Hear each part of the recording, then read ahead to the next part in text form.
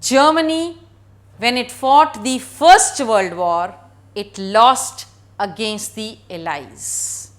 And when it lost against the Allies, it was such that people started blaming the newly founded government in their country, and that was the Weimar Republic.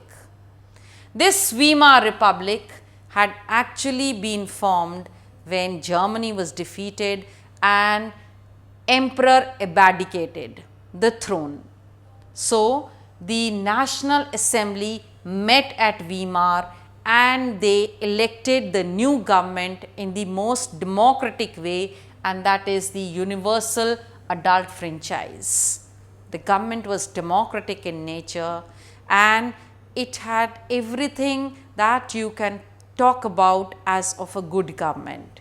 But still the government was not very popular with the Germans.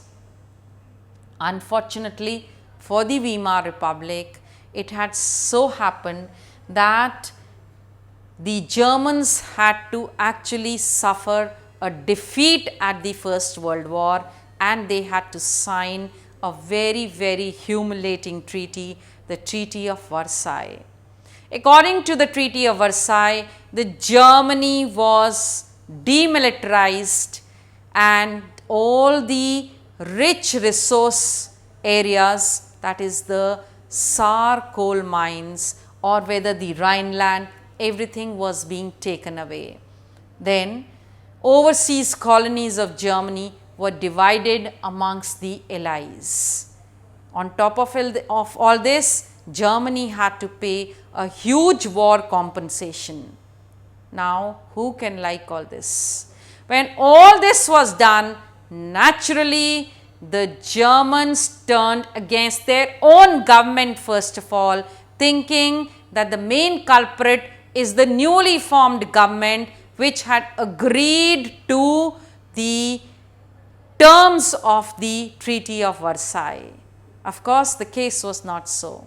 So, you have just now understood, you now saw this story, what actually had happened after the Second World War in various homes of Germany.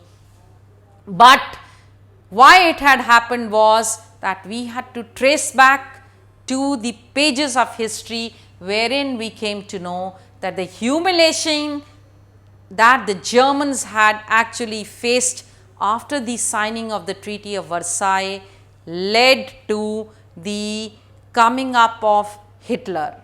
And here we shall continue with the story in the next clipping.